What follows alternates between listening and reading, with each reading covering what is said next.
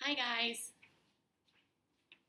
Today I'm going to be reading for you chapters 44 and 45 from Fish in a Tree. Tales of a 6th grade something. Travis drives me to school because the project I did for our book report is too hard to take on the bus. I always use my art projects at school, but this is a three-dimensional scene of a piece of wood. A scene from Tales of a 4th Grade Nothing, the book that Mr. Daniels gave me to read. What's gotten into you? Travis asks. Since when do you smile like that on a Monday morning?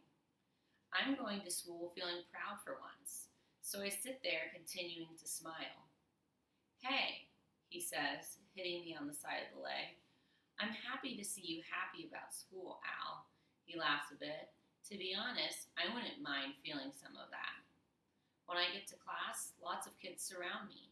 I guess it's because the project is so big. Shay is the first to come over. She looks at the kitchen scene I made mostly out of paper, including a working light over the sink that Travis helped me make. How did you do that? Shay asks, pointing at the light over the sink. There's a battery underneath. She looks disgusted. And you made that? Oliver comes over and grabs for the light.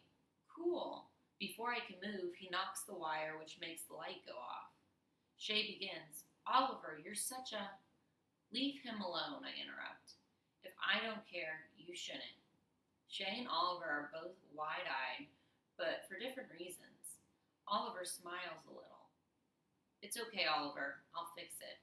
Shay is squinty-eyed for a bit, then laughs in a way that is louder than normal. She's pointing at my project. I read that book like 4 years ago, and there aren't any soldiers in it, she says, pointing at a picture hanging on the wall in the room I made. Max comes over. What's up? She has a picture in here that has nothing to do with the book. Book report, Allie? Should be about the book? Well, I say, feeling a little warm all of a sudden.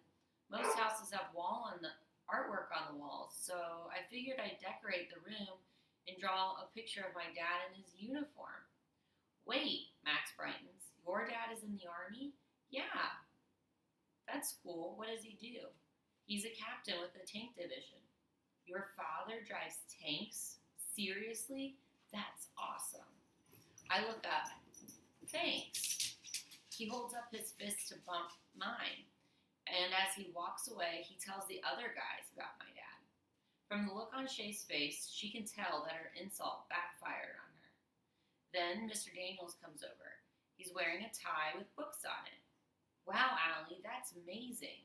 He leans forward and drops his voice. I'm really proud of you. My response is stuck in my throat. I watch a series of movies in my head, trying to see a time when a teacher has said this to me. There isn't one. Allie, he says. Still, I can't speak. Usually when I find myself unable to speak, it's because I'm humiliated. I like this feeling a lot more. Chapter 45, My Brother's Question. I'm working on pictures of cupcakes that talk for an ad campaign for Keisha's business. She asked me to help her. It feels great to have someone ask for me to help. As I draw, think about my sketchbook and how I love it, but don't draw on it as much. It used to be the only thing that made me happy. Now I have other things too. I hear Travis chewing gum in the doorway before I see him. Without looking up, I say, Mom told you to stop chewing gum like a goat. The whole room is not supposed to hear you. He goes silent. Weird. I finish erasing a line and look over at him. He kind of looks stiff, hands stuffed in his pockets, then he takes one out and brushes his chin with his fist. Travis, what's wrong? I just wanted to ask you a question. You want to borrow money or something? He does that half smile of his and shakes his head, but I can see the seriousness. You can ask me anything you want, Travis. What is it? He comes over and sits on the side of the bed. That teacher of yours, Mr. Daniels, what does he do after school with you? You mean chess? He shakes his head. No, the reading. What does he do? I mean, do you just sound out words and stuff? I put my pencil down. Well, we talk about words, but it's not the same as other teachers. Like, we never use paper, ever. He has me write letters in blue or pink sand, and sometimes in shaving cream. Really? So you can read now? Well, not yet, but it's getting easier. It can be like a running up the side of a building sometimes. I get so tired, but I am doing better. So it helps. What he does? Yeah, it's more like fun than learning the old way. Sometimes it's boring because he'll do a list of words that have some of the same letters in them, like light and might and night. He writes the letters that repeat in every word in red and the rest in black. Then he makes the words into pictures so I can remember them better. I flip my paper over. Here, I'll show you. And I write sun and with all the little lines around it pointing towards outwards to look like the sun. And that really helps you remember it. Yeah, and he also uses these sheets of plastics that I can see through, but they're different colors. He puts those over the pages and it makes the headaches better. It's like turning the brightness down on a computer. It's weird. No more headaches from reading? Really? Well, I still get them, but they're not nearly as bad. Like a little stick hitting my head compared to a baseball bat.